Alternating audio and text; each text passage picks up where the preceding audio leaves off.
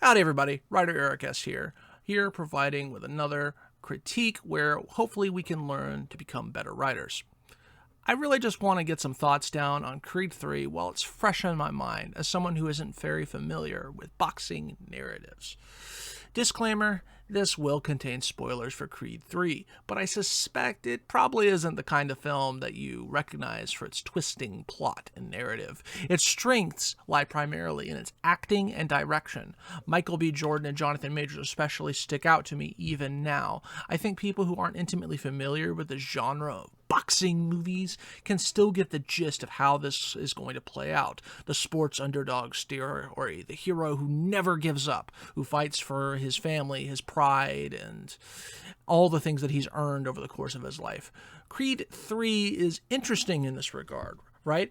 It plays with the idea of the boxing film as a genre. The titular character of Adonis Creed, played by Michael B. Jordan, is not actually the underdog here. He's the retired heavyweight champion. The narrative positions him as a mentor figure who gives the actual underdog the chance he wants to prove himself. But when that underdog gets too uppity, Adonis has to come out of retirement. The film actually alludes to Rocky. Didn't Apollo give Rocky that same chance? And frames it as Damon Anderson, played by Jonathan Majors, yet positions the Rocky character as the antagonist, too reliant on power, a dirty fighter, and a brawler. It's framed as a bad thing when Damien wins his title from the Golden Boy Chavez, played by Jose Benavidez Jr., halfway through the film.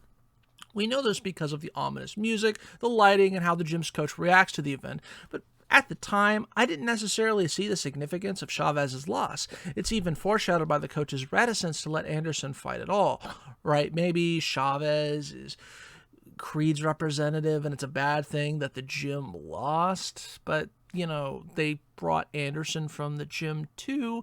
I don't know. But the announcer ahead of the match literally says that Creed is betting his reputation on Anderson, so I got some mixed signals here. This portion of the film was a little confusing for me. But I have to ask, was this development, Anderson v. Chavez, unexpected for the audience at all? Right? Like, all of the focus of the film is actually placed on Anderson, and Chavez, by comparison, doesn't get a ton of focus. He doesn't have so much character as, say, Anderson or Creed.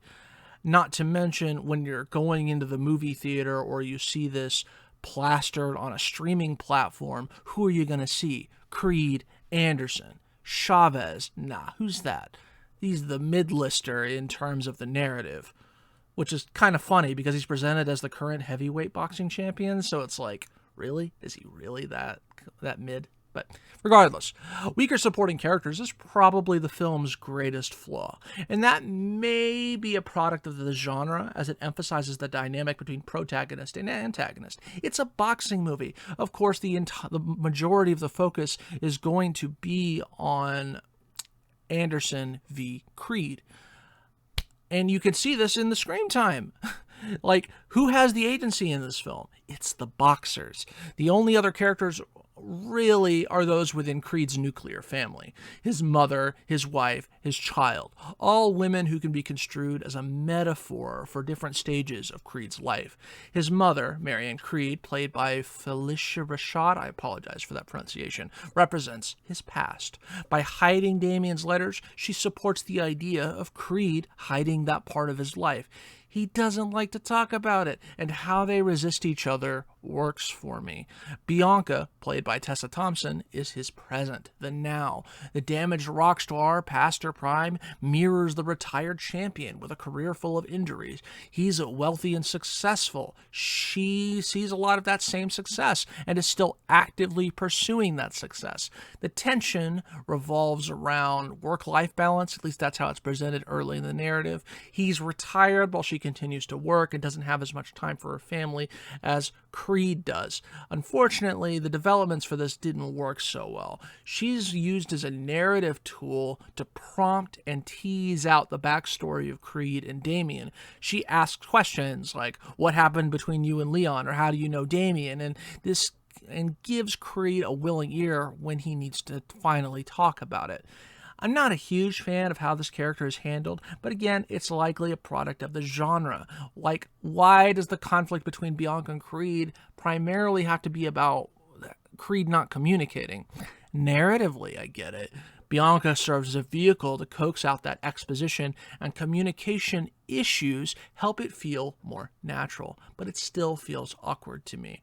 The prologue sequence could have shown all this information rather than having Bianca remind the audience again and again about his backstory.